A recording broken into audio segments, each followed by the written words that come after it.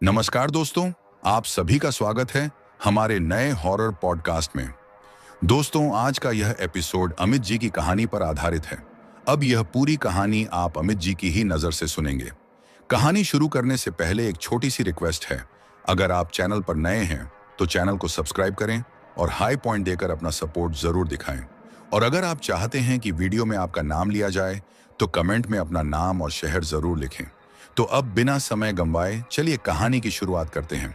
दोस्तों, मेरा नाम अमित है और जब भी मैं अपनी जिंदगी को पीछे मुड़कर देखता हूं तो एक रात ऐसी सामने आकर खड़ी हो जाती है जो बाकी सारी रातों से अलग, ज्यादा भारी और ज्यादा डरावनी थी।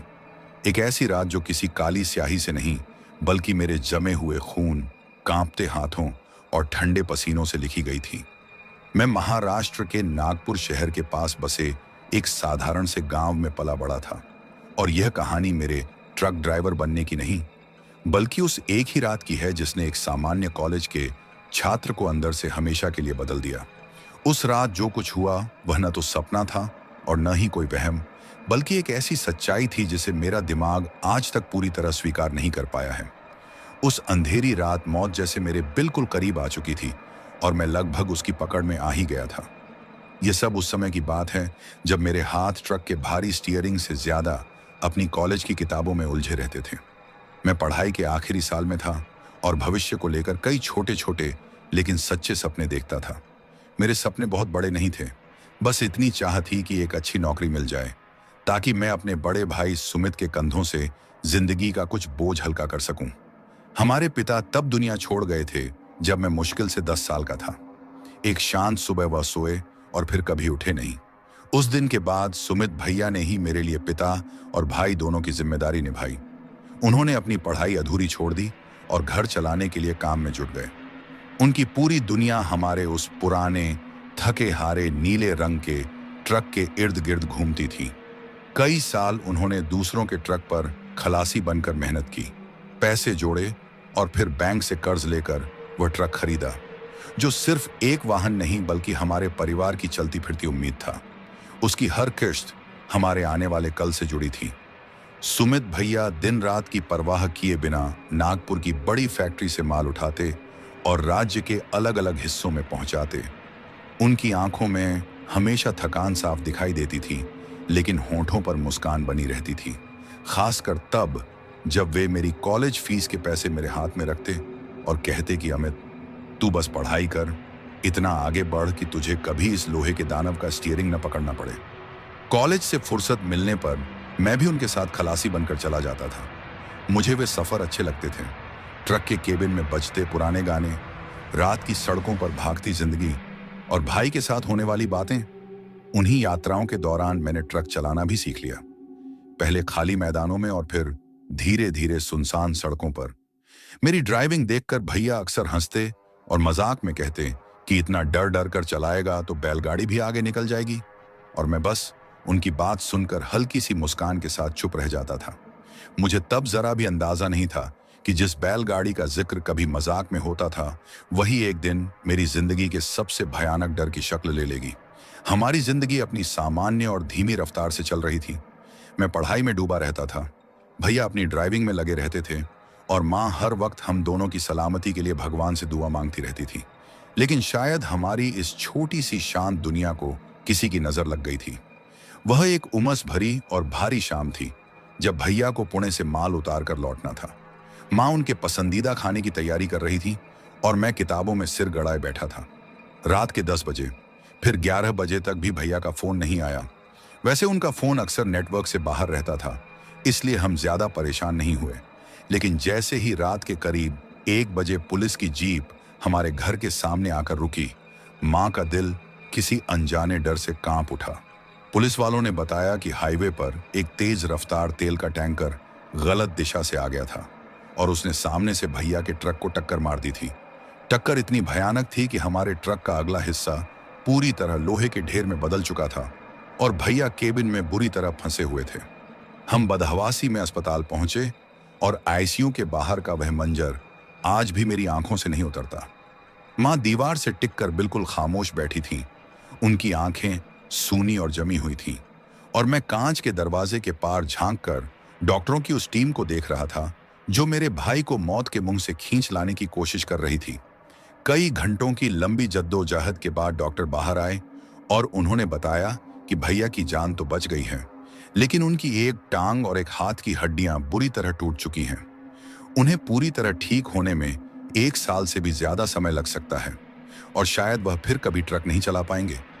ये सुनते ही ऐसा लगा मानो हमारे ऊपर पहाड़ टूट पड़ा हो, क्योंकि हमारे घर का इकलौता सहारा अब खुद दूसरों के सहारे का मोहताज बन चुका था। अगले कई महीने अस्पताल और घर के बीच भागदौड़ में निकल गए। जमा की हुई सारी पूंजी पानी की तरह बहने लगी। ट्रक की किस्तें सिर पर चढ़ने लगीं और घर का खर्च चलाना मुश्किल हो गया। मां ने अपने गहने बेच दिए, लेकिन वह रकम ऊंट के मुंह में जीरे जैसी ही साबित हुई। एक्सीडेंट के बाद ट्रक फैक्ट्री के पास ही कबाड़ की हालत में खड़ा था। वहां के सुपरवाइजर, जो भैया को बहुत मानते थे और दिल के अच्छे इंसान थे, उन्होंने हमारी हालत देखकर फैक्ट्री के फंड से ट्रक को ठीक करवाने में मदद की। करीब 1 महीने की मेहनत के बाद हमारा वही पुराना नीला ट्रक फिर से चलने के लिए तैयार होकर हमारे घर के बाहर खड़ा था। लेकिन उसे चलाने वाला इंसान अब बिस्तर से उठने की हालत में नहीं था। एक शाम जब मां हिसाब की कॉपी सामने रखकर चुपचाप आंसू बहा रही थी, तो मुझसे और बर्दाश्त नहीं हुआ। मैं उनके पास गया और कहा कि मां, आप चिंता मत करो, अब ट्रक मैं चलाऊंगा। मेरी बात सुनते ही मां ने मुझे ऐसे देखा जैसे मैंने कोई बहुत बड़ा अपराध कर दिया हो। वह घबराकर चीख पड़ी और बोली कि नहीं, कभी नहीं। मैं एक बेटे को उस लोहे के बक्से में खोते खोते बची हूं और अब अपने दूसरे बेटे को उस मौत की गाड़ी पर चढ़ने नहीं दूंगी। तू सिर्फ अपनी पढ़ाई करेगा, चाहे हालात जैसे भी क्यों ना हों। मैंने मां को बहुत समझाने की कोशिश की और कहा कि अगर मैं काम पर नहीं जाऊंगा तो घर कैसे चलेगा, भैया का इलाज कैसे होगा, ट्रक की किस्तें कौन भरेगा, और फिर मैं तो भैया के साथ रहकर सब कुछ सीख भी चुका हूं। बस कुछ महीनों की ही बात है। जब तक वे ठीक नहीं हो जाते, उस रात मां और मेरे बीच काफी बहस हुई और आखिरकार मेरे आंसुओं और हमारी मजबूरी के आगे मां को झुकना पड़ा। उन्होंने भारी मन से हाँ तो कर दी, लेकिन एक मां का दिल डर से बुरी तरह कांप रहा था। जिस दिन यह सब होना था, उस दिन मुझे फैक्ट्री से सीमेंट के कट्टे भरकर उत्तर प्रदेश के एक छोटे और अनजान शहर तक पहुंचाने थे। यह मेरा पहला इतना लंबा और पूरी तरह अकेला सफर था। एक तरफ का रास्ता ही 400 किलोमीटर से ज्यादा का था और मेरे दिल में ऐसा डर बैठ गया था जैसा किसी गहरी अंधेरी गुफा में कदम रखने से पहले लगता है। सुबह मैंने घर के छोटे से मंदिर में दिया जलाया। मां ने मेरी कलाई पर काला धागा बांधा और आंखों में आंखें डालकर कहा कि ध्यान से जाना, नींद आए तो गाड़ी रोक देना और किसी सुनसान जगह पर मत रुकना। फिर मैं बिस्तर पर पड़े अपने बड़े भाई सुमित के पास गया, जिनकी आंखों में दर्द और बेबसी एक साथ झलक रही थी। शायद वे खुद को ही कोस रहे थे कि उनकी वजह से मुझे पढ़ाई छोड़कर यह जिम्मेदारी उठानी पड़ रही है। मैंने उनके पैर छुए तो उन्होंने मेरा हाथ कसकर पकड़ लिया और कांपती आवाज में बोले कि अमित, डरना मत, तू कर लेगा। बस गाड़ी संभाल कर चलाना और याद रखना, कभी भी हाईवे पर शॉर्टकट के चक्कर में मत पड़ना। चाहे 2 घंटे ज्यादा लग जाएं, लेकिन हमेशा मुख्य सड़क से ही जाना। उनकी यह बात उस वक्त मेरे कानों तक तो पहुंची, लेकिन दिल में पूरी तरह उतर नहीं पाई। मैंने कुछ कपड़े, पानी की बोतलें और मां के हाथ की बनी रोटियां एक बैग में रखीं और घर से बाहर निकल आया। सामने हमारा वही पुराना नीला ट्रक खड़ा था, जो आज मुझे दोस्त नहीं बल्कि किसी विशालकाय दानव जैसा लग रहा था, मानो मुझे निगलने के लिए तैयार हो। मैंने कांपते मन से ट्रक का दरवाजा खोला और ड्राइविंग सीट पर बैठते ही मेरे हाथ स्टीयरिंग पर रखते रखते थरथराने लगे। चाबी घुमाते ही पुराने इंजन ने घर घराहट के साथ जान ली और उसकी आवाज मेरे दिल की धड़कनों से टकराने लगी। एक पल के लिए मन में आया कि सब कुछ छोड़कर वापस घर लौट जाऊं, लेकिन तभी अस्पताल में कहे गए सुमित भैया के शब्द मेरे कानों में गूंज उठे कि अब तू ही इस घर का मर्द है। अमित, उस एक वाक्य का बोझ मेरे हर डर पर भारी पड़ गया। मैंने अपने हाथों को स्टीयरिंग पर कसकर जमाया, क्लच दबाया, गियर बदला और ट्रक भारी आवाज के साथ आगे बढ़ने लगा। जैसे ही वह हमारे गांव की कच्ची पक्की गलियों से गुजरा, तो पीछे धूल का बवंडर सा उठ खड़ा हुआ। रास्ते में पड़ने वाले घरों के दरवाजों से झांकती औरतें और बच्चे मुझे देख रहे थे। किसी की आंखों में हमदर्दी थी, किसी में दया और किसी में एक अनकहा सा सवाल, और मैं उस सब को पीछे छोड़ता हुआ एक ऐसे सफर पर निकल पड़ा था जिसके अंजाम का अंदाजा मुझे तब बिल्कुल नहीं था। क्या वाकई ये वही लड़का था जो कल तक मोहल्ले की गलियों में कंचे खेला करता था और आज इतनी बड़ी जिम्मेदारी अपने कंधों पर उठाए अकेला निकल पड़ा था? यह सवाल शायद वहां खड़े लोगों की आंखों में था, लेकिन मैंने किसी की तरफ देखने की हिम्मत नहीं की। मेरी निगाहें बस सामने फैली उस सड़क पर टिकी थीं जो मुझे मेरे बचपन, मेरी बेफिक्री और मेरे पुराने सुरक्षित संसार से दूर एक अनजानी, सख्त और जिम्मेदारियों से भरी दुनिया की ओर ले जा रही थी। मैंने रियर व्यू मिरर में आखिरी बार अपने छोटे से घर की धुंधली होती छत को देखा और मन ही मन मां से कहा कि चिंता मत करना, मैं जल्द लौटूंगा। जैसे ही गांव की सीमा खत्म हुई और ट्रक पतली तारकोल की सड़क पर आया, उसकी रफ्तार अपने आप थोड़ी बढ़ गई। कुछ ही किलोमीटर बाद मैं स्टेट हाईवे पर चढ़ चुका था और वहां पहुंचते ही ऐसा लगा मानो पूरी दुनिया अचानक बदल गई हो। यहां जिंदगी कहीं ज्यादा तेज रफ्तार में दौड़ रही थी। मेरे पास से सनसनाती हुई कारें गुजर रही थीं, जिनमें बैठे परिवार शायद किसी छुट्टी या खुशी के सफर पर जा रहे थे। खचाखच भरी सरकारी बसें अपनी ही लय में आगे बढ़ रही थीं, जिनकी छतों पर भी लोग और सामान बंधा हुआ था। और मेरे जैसे ही भारी भरकम ट्रक, जिनके ड्राइवरों के चेहरों पर मीलों की थकान और घर पहुंचने की जल्दी साफ झलक रही थी। उनमें से कुछ अनुभवी ड्राइवरों ने मुझे देखकर हाथ हिलाया। वह इशारा जैसे किसी अनजानी बिरादरी में शामिल होने की खामोश स्वीकृति था। मैंने भी थोड़ी झिझक के साथ हाथ उठा दिया, क्योंकि अब मैं भी उसी दुनिया का हिस्सा बन चुका था। हालांकि एक ऐसा हिस्सा जो अभी नया नया आया था और भीतर से बुरी तरह डरा हुआ था। शुरुआत के 2-3 घंटे सब कुछ ठीक ठाक चलता रहा। मेरा डर धीरे धीरे कम होने लगा और मैं खुद को ड्राइविंग के साथ तालमेल बिठाते हुए महसूस करने लगा। ट्रक के पुराने टेप रिकॉर्डर में मैंने सुमित भैया की पसंदीदा कव्वालियों का कैसेट डाल दिया और जैसे ही नुसरत फतेह अली खान की भारी और सुकून देने वाली आवाज केबिन में गूंजी, मुझे लगा कि वही आवाज मेरे डर और घबराहट को कुछ देर के लिए दूर भगा रही है। थोड़ी देर बाद मैंने एक बड़े रोशनी से जगमगाते ढाबे पर ट्रक रोका, गर्म चाय पी, कुछ देर पैरों को सीधा किया और आसपास बैठे दूसरे ड्राइवरों की बेफिक्र हंसी मजाक और बातें सुनकर मेरे भीतर थोड़ी हिम्मत लौट आई। उस पल मुझे लगा कि यह भी तो एक काम ही है जो हजारों लोग रोज करते हैं और मैं भी कर सकता हूं। लेकिन जैसे जैसे शाम गहराने लगी और सूरज आसमान में नारंगी रंग बिखेरता हुआ पश्चिम की तरफ डूब गया, ट्रक के केबिन का माहौल फिर से बदलने लगा। दिन की वह हल्की सी निश्चिंतता जैसे धुंध बनकर पीछे छूटने लगी और उसकी जगह एक अजीब सा ठंडा अनजाना अंधेरा धीरे धीरे पसरने लगा। हाईवे पर लगी पीली लाइटें एक एक करके जल उठीं, लेकिन उनकी रोशनी सड़क के हर कोने तक पहुंचने में नाकाम लग रही थी। सड़क किनारे खड़े पेड़ों की परछाइयां लंबी होकर डामर पर ऐसे फैलने लगी थीं, मानो अंधेरे के काले हाथ हर गुजरती गाड़ी को अपनी गिरफ्त में लेने की कोशिश कर रहे हों। मैंने घड़ी पर नजर डाली तो रात के 7:30 बज चुके थे और मेरी मंजिल तक पहुंचने में अभी भी कम से कम 7-8 घंटे और लगने वाले थे। इसका मतलब साफ था कि आज की पूरी रात मुझे इसी लोहे के दानव के साथ गुजारनी थी। ये ख्याल आते ही मेरे पेट में एक अजीब सी ठंडक दौड़ गई और मन फिर से बेचैन होने लगा। करीब 1 घंटा और चलने के बाद मैं उस जगह पहुंचा जहां हाईवे 2 हिस्सों में बंट रहा था। ये एक बड़ा सा जंक्शन था और यहीं से मेरे उस सफर की असली परीक्षा शुरू होने वाली थी, जिसका अंदाजा मुझे उस वक्त बिल्कुल नहीं था।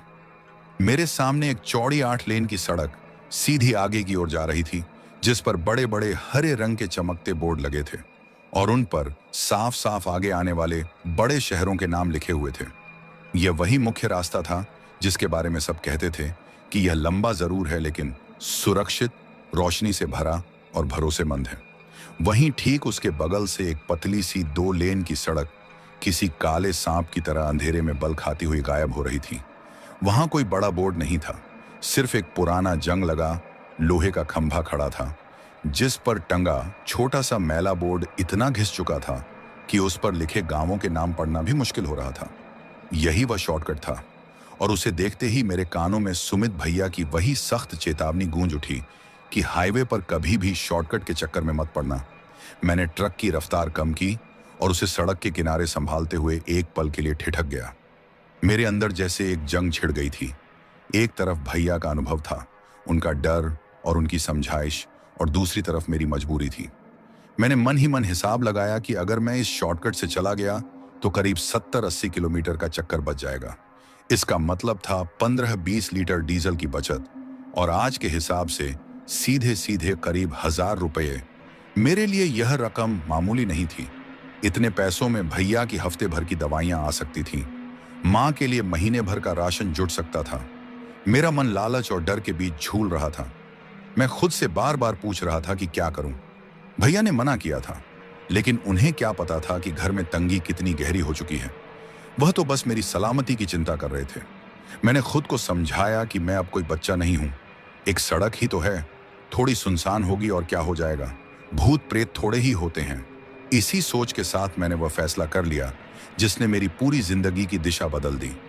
मैंने स्टीयरिंग व्हील को मजबूती से घुमाया और ट्रक को उस अंधेरी सुनसान सड़क की ओर मोड़ दिया। जैसे ही ट्रक ने उस शॉर्टकट पर कदम रखा, मुझे ऐसा महसूस हुआ मानो मैं किसी और ही दुनिया में आ गया हूं।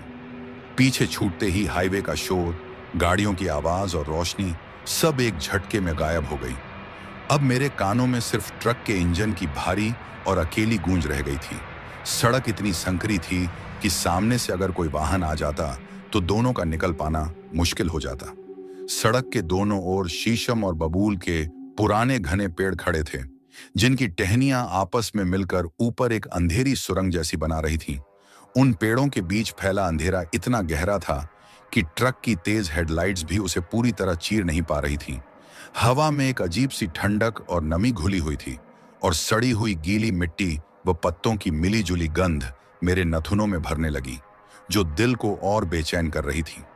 कुछ देर पहले जो धड़कनें संभल गई थीं, वे अब फिर से तेज होने लगी थीं, और मुझे साफ एहसास हो रहा था कि मैंने सिर्फ रास्ता ही नहीं बदला है, बल्कि किसी अनजाने और डरावने अनुभव की दहलीज पर कदम रख दिया है। मुझे उसी पल अपने फैसले पर पछतावा होने लगा था। करीब 15-20 किलोमीटर अंदर आ जाने के बाद, जब मैं उस डरावने माहौल को मन ही मन स्वीकार करने की कोशिश कर ही रहा था कि अचानक दूर सड़क के बीचों बीच मुझे कुछ अजीब सा नजर आया। एक काला सा ढांचा। मैंने तुरंत ट्रक की रफ्तार कम कर दी, और जैसे जैसे मैं उसके करीब पहुंचा, वैसे वैसे हैरानी के साथ डर भी बढ़ता चला गया। सड़क के ठीक बीचों बीच एक बहुत पुरानी बैलगाड़ी खड़ी थी, लेकिन सबसे डरावनी बात यह थी कि उस बैलगाड़ी में न तो कोई बैल जुता हुआ था और न ही आसपास दूर दूर तक कोई इंसान दिखाई दे रहा था। वह बैलगाड़ी इस तरह से आड़ी खड़ी थी कि मैं चाहकर भी ट्रक को साइड से निकाल नहीं सकता था। मैंने ड्राइविंग सीट से ही 2-3 बार जोर से हॉर्न बजाया। ट्रक की कर्कश आवाज उस सुनसान जंगल में गूंजकर वापस खामोशी में डूब गई, लेकिन सामने से कोई जवाब नहीं आया। कुछ देर इंतजार करने के बाद जब कोई नहीं दिखा, तो मजबूरी में मुझे खुद ही नीचे उतरने का फैसला करना पड़ा। मैंने ट्रक चालू ही छोड़ा, दरवाजा खोला और नीचे उतरा। जैसे ही मेरे पैर जमीन पर पड़े, मुझे हवा में एक अजीब सा भारीपन और सन्नाटा महसूस हुआ। मैंने मोबाइल की टॉर्च ऑन की और धीरे धीरे उस बैलगाड़ी की तरफ बढ़ा। पास जाकर देखा तो वह कोई साधारण बैलगाड़ी नहीं लग रही थी। वह बहुत ही पुरानी, टूटी फूटी और जर्जर हालत में थी। उसकी लकड़ियां धूप बारिश खाकर काली पड़ चुकी थीं, और उन पर हरी हरी खाई जमी हुई थी। ऐसा लग रहा था मानो वह सालों से वहीं खड़ी हो और उससे सड़े हुए पानी जैसी बदबू उठ रही हो। मैंने उसे रास्ते से हटाने के लिए धक्का लगाया, लेकिन जैसे ही मेरे हाथ उस ठंडी चिपचिपी लकड़ी से लगे, मेरे पूरे शरीर में एक अजीब सा झटका दौड़ गया। और उससे भी ज्यादा हैरानी की बात यह थी कि वह बैलगाड़ी असामान्य रूप से बहुत भारी महसूस हो रही थी, मानो किसी ने उसे लोहे की सलाखों से जमीन में गाड़ दिया हो। मैं पूरी ताकत लगाकर भी उसे 1 इंच तक नहीं हिला पाया। पसीना मेरे माथे से बहने लगा और दिल किसी अनहोनी की आशंका से बुरी तरह धड़कने लगा। अब मुझे पूरा यकीन हो चला था कि यहाँ कुछ बहुत गलत है और यह कोई सामान्य घटना नहीं है। मैं बैलगाड़ी को हिलाने की आखिरी कोशिश कर ही रहा था कि तभी सड़क के किनारे की घनी झाड़ियों से किसी के कराहने की धीमी सी आवाज सुनाई दी। वह आवाज बेहद दर्द भरी थी, जैसे कोई अपनी आखिरी सांसें गिन रहा हो। उस अकेली कराह ने वीरान सड़क की खौफनाक खामोशी को चीर दिया, और एक पल के लिए मेरे पैर वहीं के वहीं जड़ हो गए। मेरे दिमाग में एक साथ सैकड़ों ख्याल दौड़ने लगे। क्या यह कोई घायल जानवर है, या फिर कोई इंसान, या फिर यह कोई खतरनाक जाल है? क्योंकि आजकल ऐसी कितनी ही कहानियां सुनने को मिलती हैं जहां मदद मांगने के बहाने लोग गाड़ियों को रोकते हैं और फिर लूटपाट कर लेते हैं। और मैं उस सुनसान अंधेरी सड़क पर अकेला खड़ा यह समझने की कोशिश कर रहा था कि मुझे आगे बढ़ना चाहिए या वहां से तुरंत भाग जाना चाहिए। मेरा दिल इतनी जोर से धड़क रहा था कि मुझे लग रहा था उसकी आवाज उस सन्नाटे में दूर तक सुनाई दे रही होगी, और मेरे हाथ पैर बर्फ की तरह ठंडे पड़ते जा रहे थे। भीतर से एक आवाज बार बार कह रही थी कि भाग जा अमित, वापस ट्रक में बैठ और यहां से निकल जा। लेकिन तभी वह कराह फिर सुनाई दी, इस बार और भी कमजोर, और अब इसमें कोई शक नहीं था कि यह किसी इंसान की आवाज है। ऐसे इंसान की जो शायद मौत के बिल्कुल करीब पहुंच चुका था। उस पल मेरे अंदर का डर और शक मेरी इंसानियत के आगे हार गया। मैं यह सोचकर वहां से नहीं जा सकता था कि अगर कोई सच में मुसीबत में है और मैंने उसकी मदद नहीं की तो मैं जिंदगी भर खुद को माफ नहीं कर पाऊंगा। सुमित भैया की बात मुझे याद आ गई कि सड़क पर चलने वाला हर इंसान एक दूसरे का सहारा होता है। मैंने गहरी सांस ली, खुद को संभाला और कांपते हाथों से मोबाइल की टॉर्च को कसकर पकड़ लिया। फिर बहुत धीरे धीरे आवाज की दिशा में बढ़ने लगा। सड़क के किनारे कांटेदार और घनी झाड़ियां थीं, जिनके बीच से गुजरना मुश्किल हो रहा था। हर कदम पर सूखी टहनियां मेरे पैरों के नीचे टूटती और उनकी चटकती आवाज उस खामोशी में किसी धमाके जैसी लगती। मैंने धीमी आवाज में पूछा कि कौन है, लेकिन जवाब में सिर्फ वही दर्द भरी टूटी टूटी सांसों की आवाज आई। मैं झाड़ियों को हटाता हुआ थोड़ा और अंदर गया, और जैसे ही टॉर्च की रोशनी आगे पड़ी, वह दृश्य देखकर मेरा दिल दहल गया। कांटों और गीली मिट्टी के बीच जमीन पर एक बेहद बूढ़ा आदमी पड़ा था, इतना कमजोर और जर्जर कि उसे देखते ही दिल में दया उमड़ आए। उसकी चमड़ी पर गहरी झुर्रियां थीं, जैसे किसी सूखे पुराने पत्ते पर होती हैं। उसने एक मैली कुचैली फटी हुई धोती और पुराना सा कुर्ता पहन रखा था। उसका एक पैर अजीब तरीके से मुड़ा हुआ था और आसपास जमीन पर गहरे रंग के धब्बे फैले थे, जो साफ खून के निशान लग रहे थे। वह मुश्किल से आंखें खोल पा रहा था और दर्द से कराह रहा था। मैं दौड़कर उसके पास पहुंचा और उसके ठंडे पड़ते शरीर के पास घुटनों के बल बैठ गया। घबराई हुई आवाज में पूछा कि बाबा, आप ठीक तो हैं? यह सब कैसे हो गया? उसने अपनी धुंधली आंखों से मेरी तरफ देखा, जिनमें दर्द, लाचारी और एक अजीब सी हैरानी थी, जैसे उसे यकीन ही न हो रहा हो कि इस वीरान अंधेरी रात में कोई उसकी मदद के लिए आ सकता है। कांपती आवाज में उसने टूटी फूटी बातों में बताया कि बैल किसी जानवर को देखकर बिदक गए। बैलगाड़ी पलटी, वह गिर पड़ा और उसका पैर बुरी तरह टूट गया।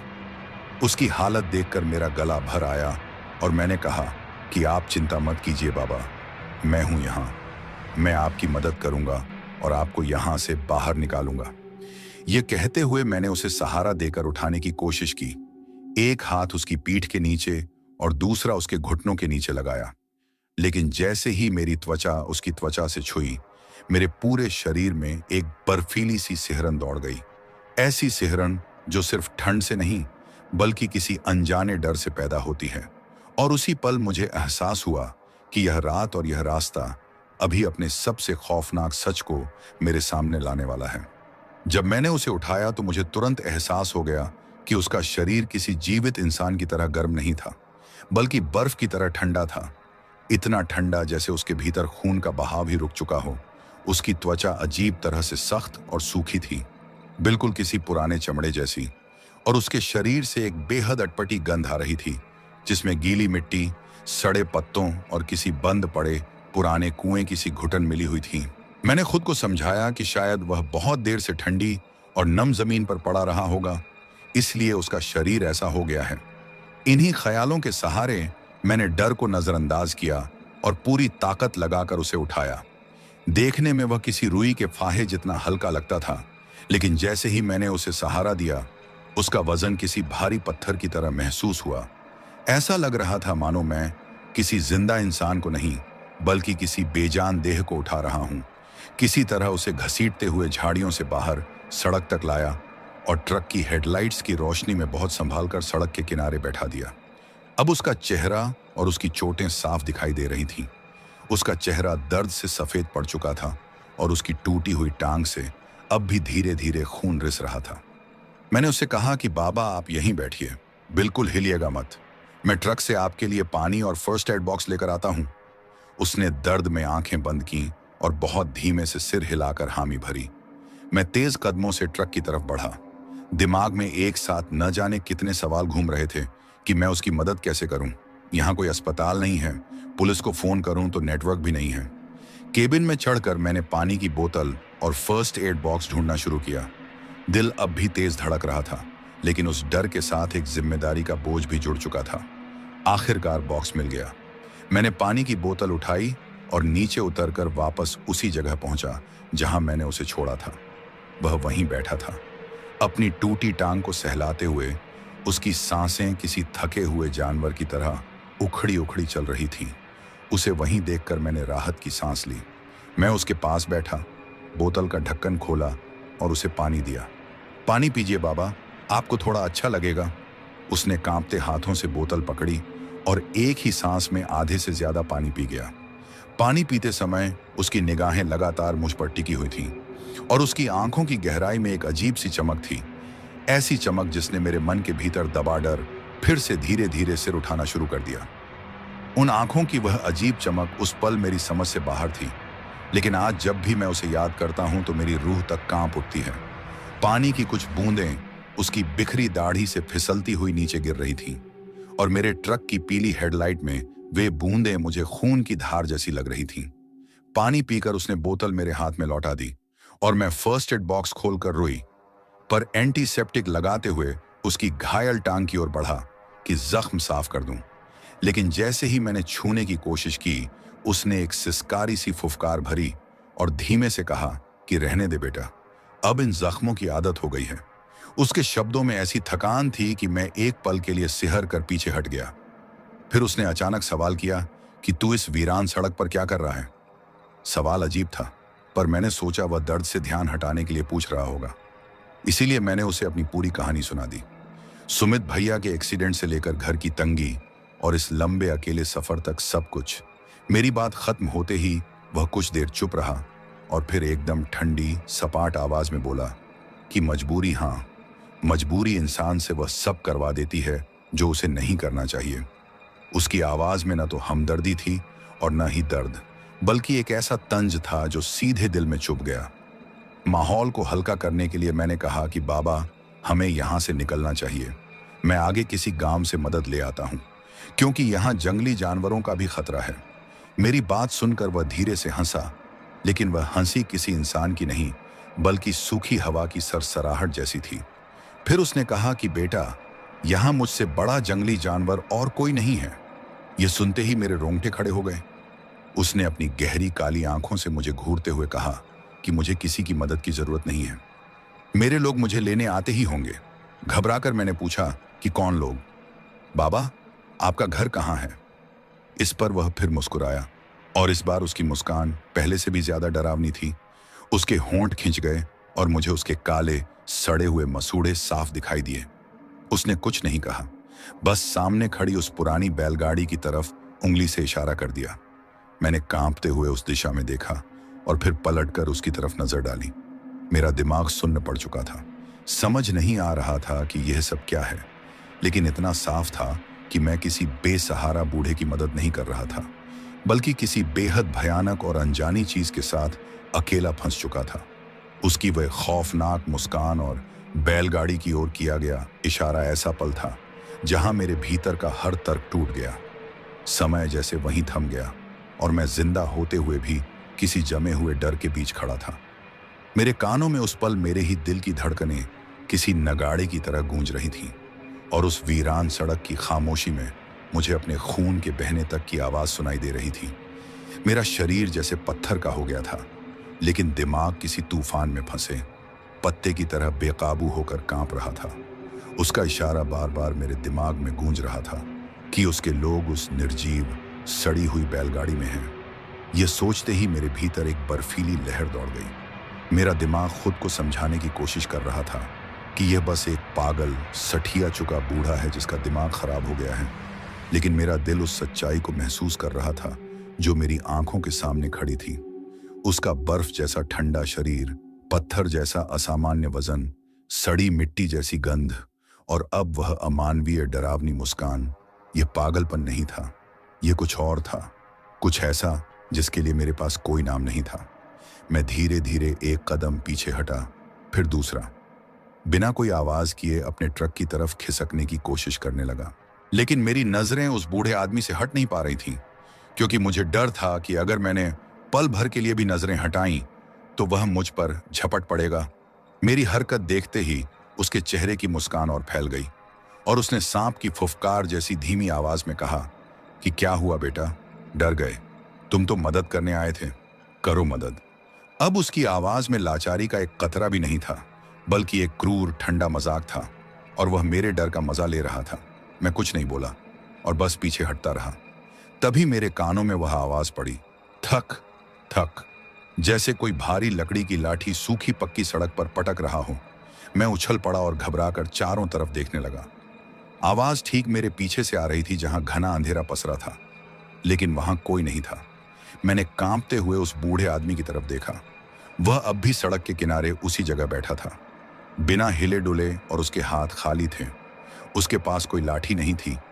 तभी वहीं थक थक की आवाज फिर आई, इस बार मेरे दाहिनी तरफ खेतों के अंदर से, जैसे कोई अंधेरे में लाठी टेकता हुआ चल रहा हो। बूढ़ा आदमी लगातार मुझे घूर रहा था और उसकी मुस्कान अब और चौड़ी हो चुकी थी। वह जानता था कि मुझे वह आवाज सुनाई दे रही है। वह जानता था कि मेरे भीतर डर टूट रहा है और यह सब वहीं कर रहा था। इस एहसास के साथ ही मेरे अंदर बचा खुचा संयम भी चकनाचूर हो गया। मैंने मन ही मन फैसला कर लिया कि अब जो होगा देखा जाएगा, लेकिन मैं एक पल भी यहां नहीं रुकूंगा। मैं झटके से पीछे मुड़ा और अपने ट्रक की तरफ भागने ही वाला था कि उसी पल कुछ ऐसा हुआ जिसने मेरे भागने का रास्ता भी छीन लिया। मेरे ट्रक की हेडलाइट्स, जो अब तक सड़क पर पीली स्थिर रोशनी फैलाए हुए थीं, अचानक बिना किसी चेतावनी के एक एक करके बुझने लगी और उस घने अंधेरे ने मुझे पूरी तरह अपनी गिरफ्त में ले लिया। अचानक ट्रक की हेडलाइट्स बुरी तरह झपकने लगी। एक पल तेज पीली रोशनी और अगले ही पल घना जानलेवा अंधेरा। पूरी सड़क, चारों तरफ खड़े पेड़, वह बैलगाड़ी और वह बूढ़ा आदमी, सब कुछ उस झपकती हुई रोशनी में किसी डरावनी फिल्म के टूटे फूटे दृश्यों जैसा लगने लगा। और उसी रोशनी के खेल में मैंने वह देखा जिसने मेरी रूह तक हिला दी।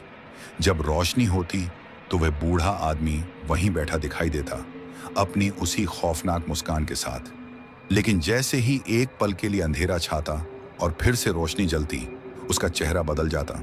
एक झपक में उसकी चमड़ी सूखे चमड़ी की तरह गालों की हड्डियों से चिपक जाती, आंखें अंदर की तरफ धंस जाती। अगले ही पल उसकी त्वचा का रंग राख जैसा हो जाता, होंठ गलकर पीछे खिसक जाते और काले सड़े हुए मसूड़े साफ दिखाई देने लगते। और फिर बस एक पल के लिए, सिर्फ एक पल के लिए मैंने देखा कि उसके चेहरे पर कोई मांस, कोई चमड़ी नहीं थी। वहां सिर्फ पीली पड़ चुकी एक खोपड़ी थी, जिसकी आंखों के खाली अंधेरे गड्ढों से दो लाल अंगारों जैसी आंखें मुझे घूर रही थीं। यह दृश्य देखते ही मेरी आत्मा तक कांप उठी। मेरे मुंह से एक दबी हुई घुटी सी चीख निकल गई। मैं अपनी आंखों पर यकीन नहीं कर पा रहा था। दिमाग चिल्ला रहा था कि मैं पागल हो रहा हूं, यह सब मेरे डर का वहम है। लेकिन तभी उस बूढ़े आदमी ने, या जो भी वह चीज थी, अपना एक हाथ उठाया और बहुत धीरे धीरे मेरी तरफ इशारा किया। वह इशारा नहीं, बल्कि एक हुक्म था, जैसे वह मुझे अपने पास बुला रहा हो। और उसी पल मेरे अंदर का सारा डर जैसे टूटकर बिखर गया और उसकी जगह सिर्फ एक ही भावना बची, अपनी जान बचाकर भागने की। मैं पागलों की तरह चीखता हुआ पीछे मुड़ा और ट्रक की तरफ दौड़ पड़ा। मुझे यह भी होश नहीं था कि मेरे पैर कहां पड़ रहे हैं। मैं गिरा, घुटने छिल गए, दर्द उठा, लेकिन मैं रुका नहीं, फिर से उठा और भागा।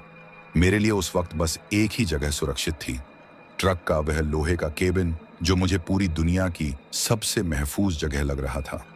मैं लड़खड़ाता हुआ ट्रक के दरवाजे तक पहुंचा। मेरे हाथ इतनी जोर से कांप रहे थे कि हैंडल पकड़ना मुश्किल हो रहा था। 2-3 बार नाकाम कोशिश के बाद मैंने किसी तरह दरवाजा खोला और खुद को अंदर की तरफ फेंक दिया। अंदर घुसते ही मैंने पूरी ताकत से दरवाजा बंद किया और कांपते हाथों से लॉक चढ़ा दिया। फिर ड्राइविंग सीट पर ढेर हो गया। मेरा पूरा शरीर बुरी तरह कांप रहा था। सांसें फटी हुई धौंकनी की तरह चल रही थीं और गले से सिर्फ सिसकियों जैसी आवाज निकल रही थी। मैंने आंखें जोर से बंद कर लीं, जैसे ऐसा करने से वह खौफनाक मंजर मेरे दिमाग से मिट जाएगा। कुछ देर तक मैं उसी हालत में पड़ा रहा और जब सांसें थोड़ी संभली तो हिम्मत जुटाकर आंखें खोली और शीशे से बाहर उस जगह की तरफ देखा जहां वह शैतानी चीज बैठी थी। लेकिन वहां अब कुछ भी नहीं था, न बूढ़ा आदमी न उसकी बैलगाड़ी, बस वही वीरान सड़क, घना अंधेरा और मेरी डर से जमी हुई सांसें। एक पल के लिए मेरे दिल में उम्मीद की एक हल्की सी किरण जागी कि शायद वह चला गया हो, शायद सब कुछ खत्म हो चुका हो और मेरा वहां से भागना ही मेरी जान बचा ले गया हो। मुझे लगा खतरा टल गया है और इसी गलतफहमी में मैंने कांपते हाथों से इग्निशन में लगी ट्रक की चाबी को पकड़ लिया कि बस अब ट्रक स्टार्ट करूंगा और इस डरावनी जगह से निकल जाऊंगा। लेकिन उसी पल मुझे एक बेहद धीमी खुरचने जैसी आवाज सुनाई दी जो ट्रक की पैसेंजर साइड से आ रही थी और उस आवाज ने मेरे पूरे शरीर को फिर से पत्थर बना दिया। मैं बहुत धीरे धीरे अपनी गर्दन उस तरफ घुमाने लगा, जैसे हर मिलीमीटर घूमना भी मौत को न्योता देना हो। मेरी नजरें रेंगती हुई पैसेंजर साइड की खिड़की तक पहुंची और फिर जो मैंने देखा उसने मेरे भीतर बची हुई आखिरी उम्मीद भी कुचल दी। खिड़की के शीशे से बस 1 इंच की दूरी पर वही चेहरा था, लेकिन अब वह कोई बूढ़ा आदमी नहीं था, बल्कि वही सड़ी गली खोपड़ी थी जिसे मैं पहले झपकती रोशनी में देख चुका था। उसके चेहरे पर मांस के कुछ लोथड़े लटक रहे थे, आंखों के खाली गड्ढों में वही जलते हुए लाल अंगारे धधक रहे थे और उसका एक हाथ, जो अब सिर्फ पीली हड्डियों का ढांचा था, खिड़की के शीशे पर टिका हुआ था। उसने मेरी आंखों में झांका और अपने मुंह को, जिसमें अब होंठ नाम की कोई चीज नहीं थी, धीरे धीरे खोला और फिर उसकी एक हड्डी वाली उंगली ने जानबूझकर बेहद इत्मीनान से शीशे पर दस्तक दी। टक। वह एक धीमी लेकिन साफ आवाज मेरे लिए किसी बम के धमाके से कम नहीं थी। पैसेंजर साइड की खिड़की पर पड़ती वे जानबूझकर की गई दस्तकें मेरे दिमाग पर हथौड़े की तरह बरस रही थीं। मेरे सामने वह सड़ा हुआ खौफनाक चेहरा था और मेरे और उस शैतानी मौजूदगी के बीच सिर्फ कांच की एक पतली सी परत थी।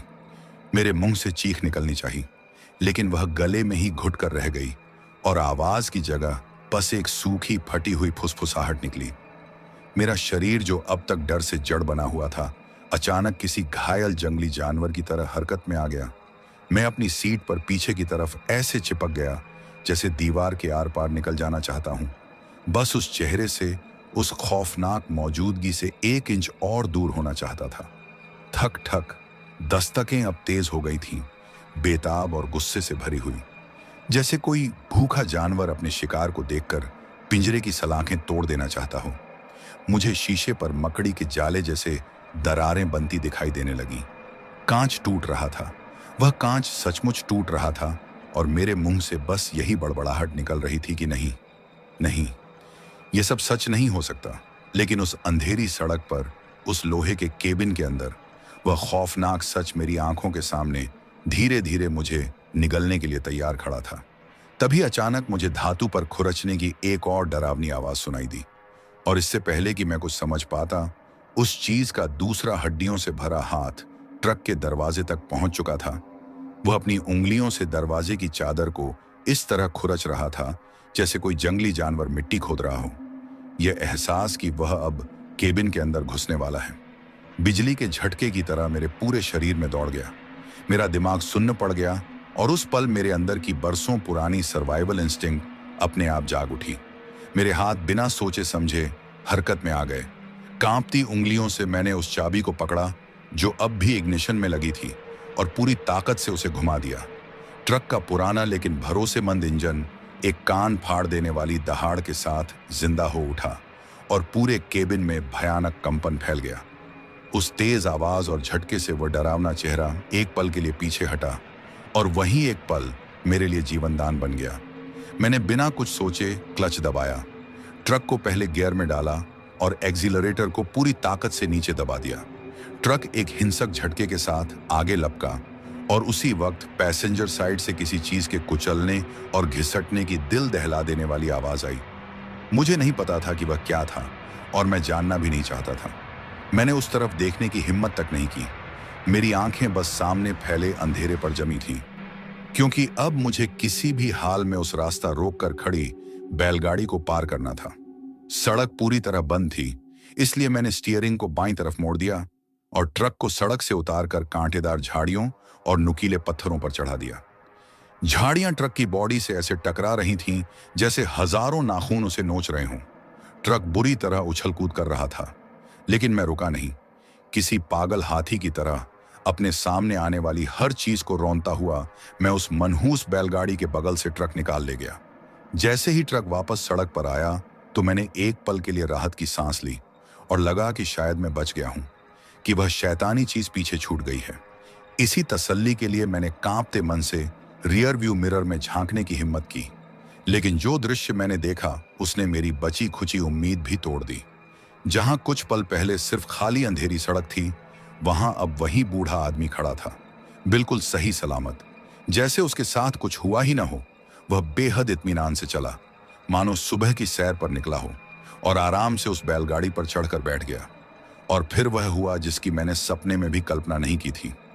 बैलगाड़ी के आगे हवा में काले धुएं जैसे दो बवंडर बनने लगे, और देखते ही देखते वे बवंडर धीरे धीरे दो विशालकाय बैलों का रूप लेने लगे, जिन्हें देखकर मेरे शरीर में बची हुई सारी हिम्मत भी मानो खत्म हो गई। उन रूहानी बैलों के सींग मुड़ी हुई तलवारों की तरह नुकीले और खतरनाक थे, और उनकी आंखें जलते हुए कोयलों की तरह लाल, जो उस घने अंधेरे में किसी आखिरी चेतावनी की तरह चमक रही थी। जैसे ही वे पूरी तरह आकार में आए, बैलगाड़ी एक जोरदार झटके के साथ आगे बढ़ी, और उसके लकड़ी के पहियों से उठती चरमराहट फिर से गूंजने लगी। लेकिन इस बार वह आवाज धीमी नहीं, बल्कि किसी भारी धातु के जमीन पर बेरहमी से घिसटने जैसी कान फाड़ देने वाली थी। और उसी पल मुझे समझ आ गया कि वे मेरा पीछा कर रहे हैं। ये मुमकिन नहीं है। ऐसा मैं पूरी ताकत से चीख पड़ा और एक्सीलरेटर को और दबा दिया। ट्रक की सुई तेजी से 70, 80 और फिर 90 तक पहुंच गई। वह टूटी फूटी सड़क पर अपनी सीमा से कहीं ज्यादा तेज दौड़ रहा था, लेकिन वह शैतानी बैलगाड़ी मेरे ठीक पीछे थी। उसकी रफ्तार किसी भी नियम, किसी भी तर्क को मानने से इनकार कर रही थी। और तभी मौत का असली खेल शुरू हो गया। मैं पागलों की तरह ट्रक भगाए जा रहा था, और वह मेरे पीछे पीछे थे।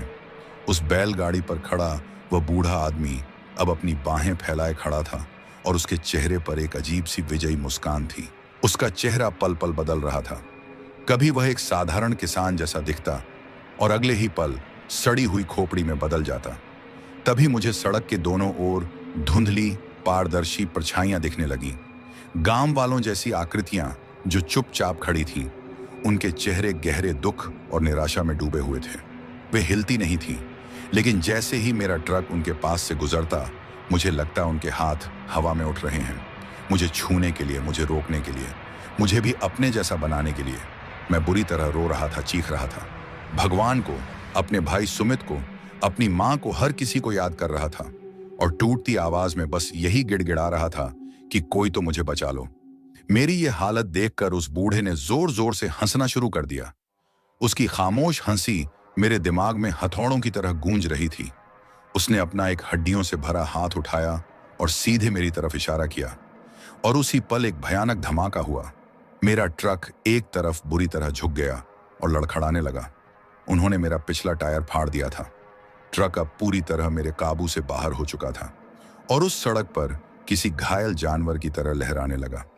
मैं पूरी ताकत से स्टीयरिंग से जूझ रहा था, उसे सड़क पर बनाए रखने की आखिरी कोशिश कर रहा था, लेकिन टायर फटने से रफ्तार कम हो चुकी थी, और अब वह शैतानी बैलगाड़ी मेरे बिल्कुल बगल में आ गई थी। दाहिनी खिड़की से मैं उसे साफ देख सकता था।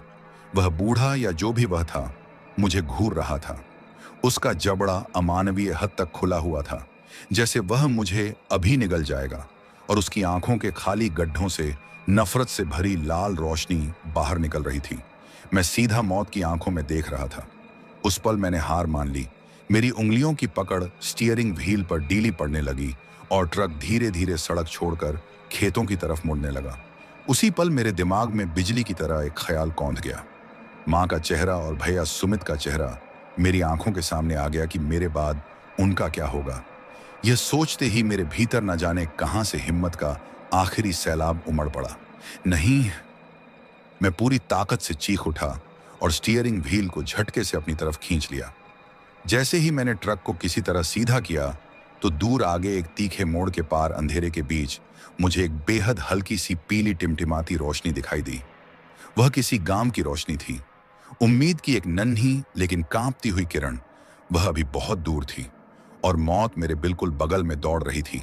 लेकिन उस पल वह रोशनी सिर्फ एक गांव नहीं थी, वह मेरे लिए जिंदगी बन चुकी थी। वही मेरी माँ की दुआ थी, भैया का आशीर्वाद था और मेरे घर की वह चौखट थी जहां मैं हर हाल में वापस लौटना चाहता था। उस एक झलक ने मेरे भीतर बुझती हुई हिम्मत की आग को फिर से भड़का दिया और मेरी थकी हुई नसों में जैसे किसी ने नई जान फूंक दी हो।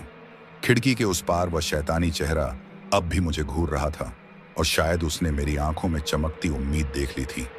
उसका सड़ा हुआ चेहरा गुस्से और नफरत से और ज्यादा बिगड़ गया। उसने अपना जबड़ा खोला और एक ऐसी खामोश लेकिन दिल दहला देने वाली चीख निकाली जो सीधे मेरे दिमाग के अंदर गूंज गई। उसकी बैलगाड़ी एक हिंसक झटके के साथ मेरे ट्रक की तरफ बढ़ी और उसका इरादा साफ था कि वह मुझे सड़क से नीचे खेतों में धकेल देना चाहता है। उस तीखे मोड़ तक पहुंचने से पहले ही उसकी गाड़ी का लकड़ी का पहिया मेरे ट्रक के दरवाजे से टकराया। धातु के मुड़ने की एक दर्दनाक आवाज आई और ट्रक फिर से बुरी तरह लहरा गया। मैं स्टीयरिंग से किसी पागल की तरह लड़ रहा था। मेरे हाथों के पोर सफेद पड़ चुके थे और बाहों की हर मांसपेशी दर्द से चीख रही थी। फटे हुए टायर का रिम सड़क पर घिसटते हुए चिंगारियां उगल रहा था और ट्रक का हर पुर्जा जैसे अपनी आखिरी सांसें ले रहा हो। बस थोड़ा और, बस वह मोड़, मैं खुद से बार बार कह रहा था। वह मोड़ अब मुश्किल से 100 मीटर दूर था। तभी उस शैतान ने एक बार फिर पूरी ताकत से अपनी गाड़ी मेरे ट्रक में दे मारी। यह टक्कर पहले से कहीं ज्यादा भयानक थी और मुझे लगा कि अब संतुलन पूरी तरह खत्म हो जाएगा। लेकिन मैंने हार नहीं मानी। मैंने पूरी जान लगाकर स्टीयरिंग को पकड़े रखा। तभी वह मोड़ सामने आ गया, एक बेहद तीखा और अंधा मोड़। मैंने मन ही मन भगवान का नाम लिया। एक पल के लिए आंखें बंद की और पूरी ताकत से स्टीयरिंग व्हील को घुमा दिया। ट्रक एक भयानक चीख जैसी आवाज के साथ मुड़ा और मुझे लगा कि अब हम पलट ही जाएंगे। एक पल के लिए उसके 2 पहिए हवा में उठ गए। केबिन के अंदर रखा मेरा सारा सामान उछलकर दूसरी तरफ जा गिरा और मैं खुद भी अपनी सीट से लगभग उछल पड़ा।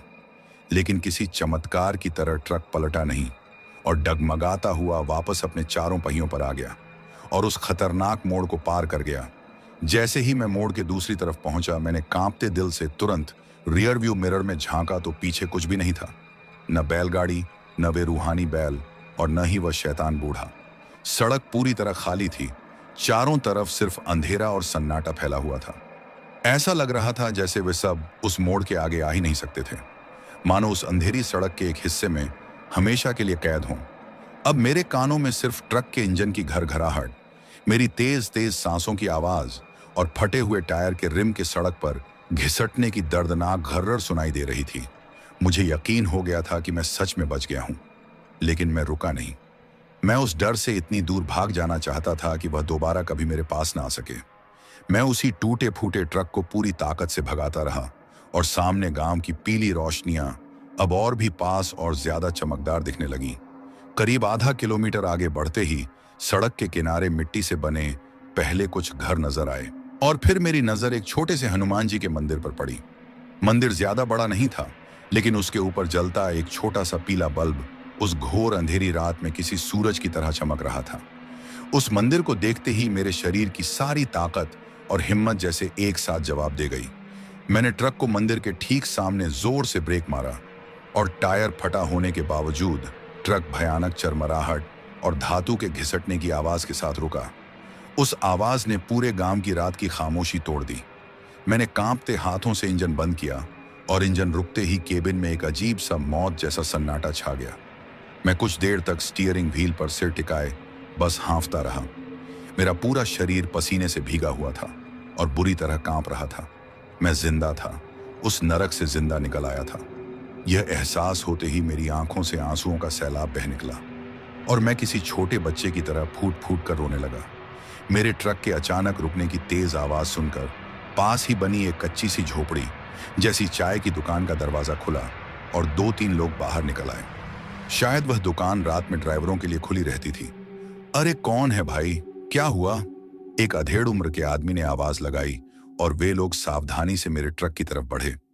जब पास आकर उन्होंने ट्रक की हालत देखी, एक टायर पूरी तरह फटा हुआ, साइड में गहरी खरोंचें और डेंट, तो वे समझ गए कि कोई बहुत बड़ा हादसा हुआ है।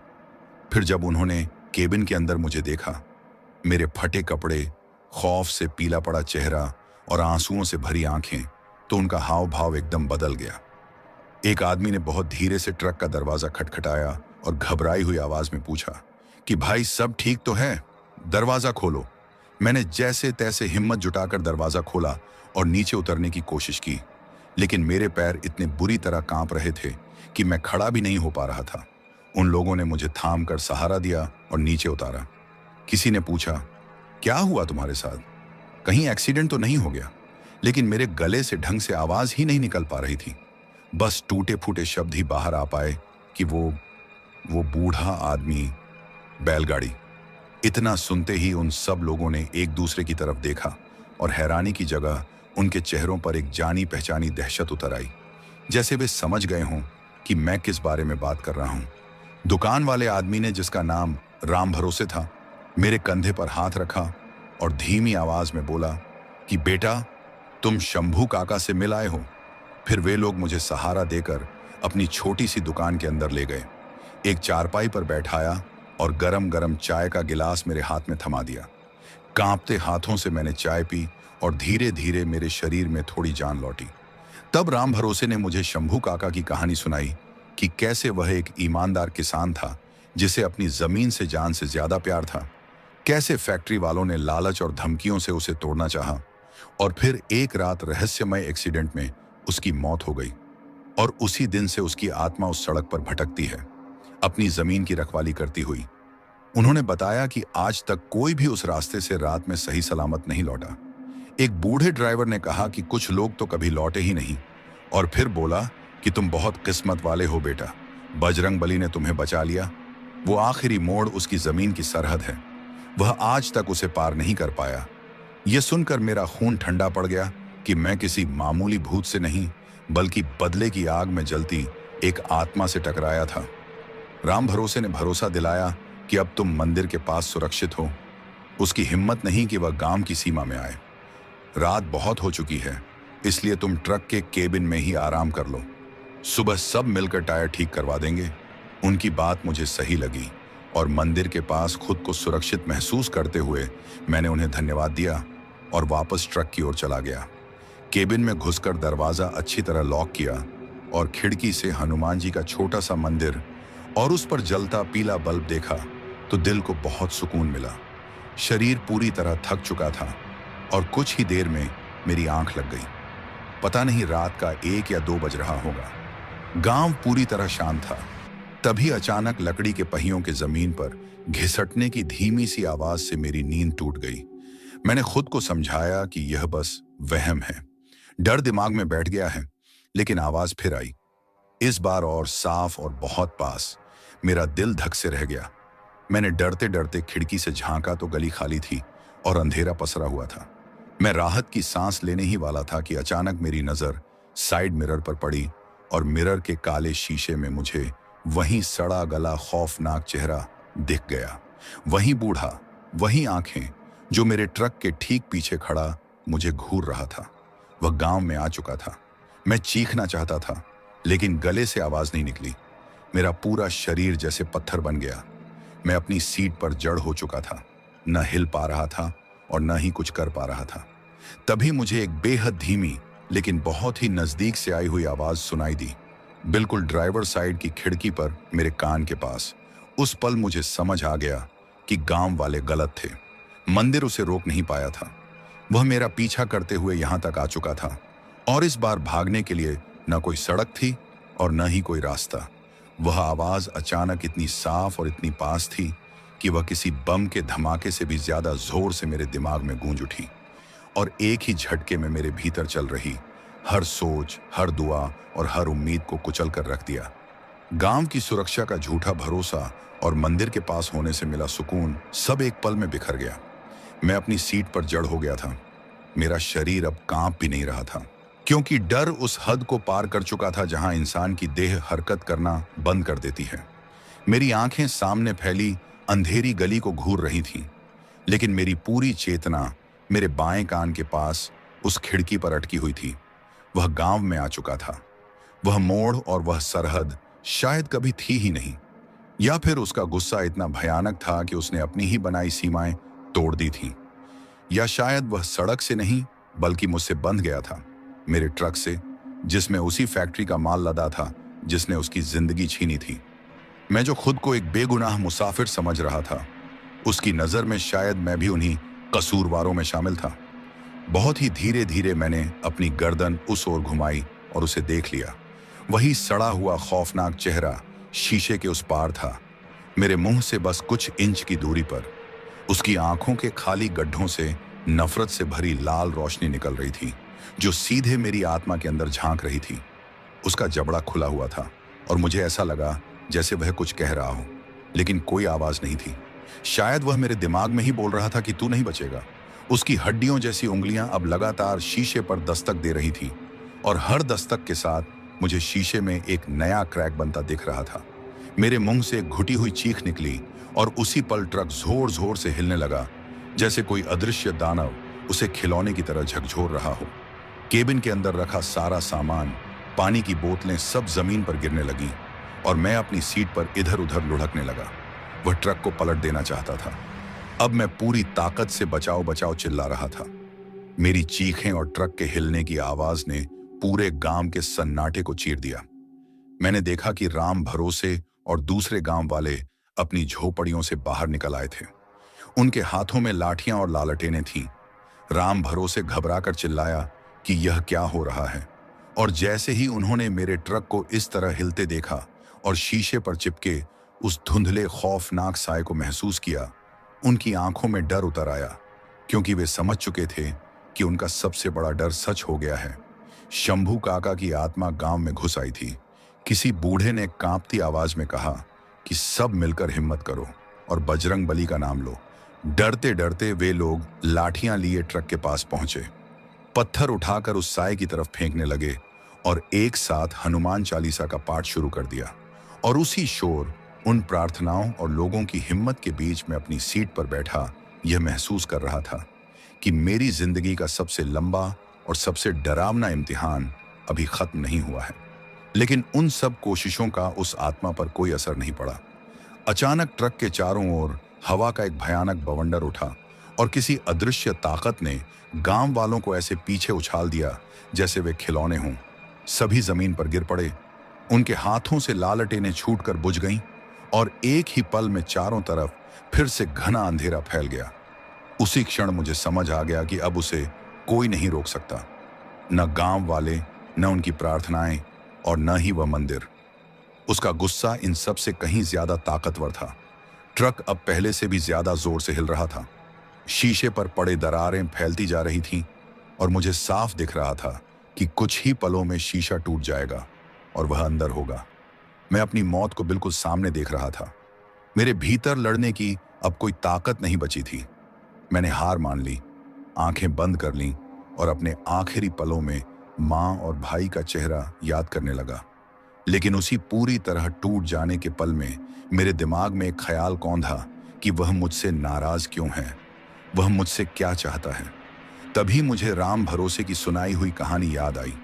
उस किसान की जमीन छीनी गई, उसे मार दिया गया और उसे कभी इंसाफ नहीं मिला। और यह सब किसने किया था? फैक्ट्री वालों ने। वही फैक्ट्री जिसका माल मेरे ट्रक में लदा था। उसी पल मुझे सब समझ में आ गया कि वह मुझसे नहीं बल्कि इस ट्रक से, उस अन्याय के निशान से नफरत करता है जिसे मैं चला रहा था। उसकी नजर में मैं भी उन्हीं लोगों का हिस्सा था। यह समझ आते ही मेरे भीतर का डर एक अजीब सी शांति में बदलने लगा। मुझे पता था कि मैं मर सकता हूं, लेकिन अब मुझे यह भी पता था कि क्यों। मैंने आंखें खोली और उस सड़े हुए खौफनाक चेहरे की तरफ देखा जो अब भी शीशे के बाहर था। इस बार मैं चीखा नहीं, मैंने दोनों हाथ जोड़े और कांपती आवाज में उससे बात करने की कोशिश की। काका, शंभू काका। मेरे मुंह से उसका नाम सुनते ही वह एक पल के लिए रुक गया। ट्रक का हिलना थम गया और उसकी हड्डी जैसी उंगलियां शीशे पर जमी रह गईं। मैंने हिम्मत जुटाकर आगे कहा कि मैं जानता हूं आपके साथ क्या हुआ। राम भरोसे ने मुझे सब बताया। मेरी आंखों से आंसू बहने लगे। मैंने माफी मांगी और कहा कि मैं जानता हूं मेरे ट्रक में उन्हीं लोगों का माल है जिन्होंने आपकी जान ली, लेकिन यकीन मानिए काका, मैं भी आपकी तरह मजबूर हूं। मैंने उसे अपने भाई के एक्सीडेंट, अपनी मां के आंसुओं और अपनी गरीबी की कहानी सुनाई। बताया कि कैसे मुझे अपनी पढ़ाई छोड़कर यह ट्रक चलाने पर मजबूर होना पड़ा। मैंने कहा कि हम दोनों ही बेबस हैं। उन्होंने आपसे आपकी जिंदगी छीनी और मुझसे मेरा भविष्य। जैसे जैसे मैं बोलता गया, मुझे उसके चेहरे में बदलाव महसूस होने लगा। उसकी आंखों में जल रही लाल नफरत की आग धीरे धीरे बुझने लगी और उसकी जगह सदियों पुराना गहरा दुख उभर आया। मैंने कांपता हुआ हाथ आगे बढ़ाकर शीशे पर उसी जगह रख दिया जहां बाहर उसकी हड्डी जैसी उंगलियां थीं, और रोते हुए कहा कि मैं आपको इंसाफ तो नहीं दिला सकता काका, मैं बहुत छोटा और कमजोर इंसान हूं, लेकिन मैं आपका दर्द समझ सकता हूं। लेकिन उस डर और बेबसी के उस पल में मैंने पूरी ताकत जुटाकर उनसे कहा कि मैं एक वादा कर सकता हूं, मैं उनकी कहानी को मरने नहीं दूंगा। मैं हर उस इंसान तक ये सच पहुंचाऊंगा जिससे मेरी मुलाकात होगी। मैं पूरी कोशिश करूंगा कि दुनिया को उस फैक्ट्री का असली चेहरा पता चले, और मैं चुप नहीं बैठूंगा। बस मुझे एक मौका दे दीजिए, मुझे अपनी माँ और अपने भाई के पास वापस जाने दीजिए। यही मेरे आखिरी शब्द थे, एक टूटे हुए इंसान की, एक हताश आत्मा से की गई आखिरी गुहार। और जैसे ही मैंने अपनी बात खत्म की, चारों तरफ एक अजीब सी शांति छा गई। उस डरावने चेहरे की आंखों में, जो अब तक अंगारों की तरह जल रही थीं, उनमें अचानक एक नमी उभर आई। मुझे साफ महसूस हुआ कि वहां से 2 कतरे फिसले। वे आंसू नहीं थे, बल्कि अंधेरे के 2 ठंडे कतरे थे, जो उसकी खोपड़ी जैसे गालों पर लुढ़कते हुए नीचे गिर गए। फिर उसका हड्डियों जैसा हाथ धीरे धीरे ट्रक के शीशे से नीचे सरक गया, और जो शरीर कुछ पल पहले तक बेहद ठोस और भयावह लग रहा था, वह धीरे धीरे पारदर्शी होने लगा। वह किसी ठंडी सुबह के कोहरे की तरह हवा में घुलता चला गया। उसका चेहरा, उसकी हड्डियां, उसकी मौजूदगी, सब कुछ धुंधलाता गया, और फिर एक पल में ऐसा गायब हो गया जैसे वह कभी था ही नहीं। उसी के साथ रात का भारी अंधेरा भी छंटने लगा, और पूरब की तरफ आसमान में एक हल्की सी सिंदूरी रेखा उभर आई, जो इस बात का संकेत थी कि सुबह हो रही है। मैं कुछ देर तक उसी हालत में सीट पर बैठा रहा, बिल्कुल सुन्न। तभी गांव के लोग डरते डरते मेरे ट्रक के पास आए, और जब उन्होंने मुझे सही सलामत देखा तो उनकी जान में जान आई। उस दिन सूरज की पहली किरण मेरे लिए सिर्फ एक नए दिन की शुरुआत नहीं थी, बल्कि एक नए जीवन की शुरुआत थी। गांव वालों ने मिलकर मेरे ट्रक का खराब टायर ठीक किया। मैंने राम भरोसे का पता और फ़ोन नंबर लिया और उनसे वादा किया कि मैं उनसे संपर्क में रहूंगा। उसके बाद मैंने अपना सफ़र पूरा किया और उत्तर प्रदेश तक माल पहुंचाया। लेकिन अब मैं सिर्फ एक ड्राइवर नहीं था जो सीमेंट के कट्टे ढो रहा हो। मैं अब एक कहानी का वाहक था, एक वादे का रखवाला था। मैं नहीं जानता कि मैं शंभू काका को इंसाफ दिलाने के लिए कितना और क्या कर पाऊंगा, लेकिन इतना जरूर जानता हूं कि मैं कोशिश करूंगा, पूरी जिंदगी कोशिश करूंगा। क्योंकि उस रात मैंने सिर्फ अपनी जान नहीं बचाई थी, बल्कि यह सीख भी ली थी कि इस दुनिया का सबसे बड़ा खौफ भूत प्रेत या अंधेरी सुनसान सड़कें नहीं होती, बल्कि वह नाइंसाफी होती है जो एक इंसान दूसरे इंसान के साथ करता है। और उसी नाइंसाफी से जन्मी आत्माएं तब तक चैन नहीं पाती जब तक उन्हें इंसाफ न मिल जाए, और शायद इसी वजह से वे हमेशा ऐसी ही सुनसान सड़कों पर भटकती रहती हैं। तो दोस्तों, आपको हमारी यह कहानी कैसी लगी? अगर आप ऐसी और दिलचस्प कहानियां सुनना चाहते हैं तो हमारे चैनल को सब्सक्राइब करना बिल्कुल न भूलें।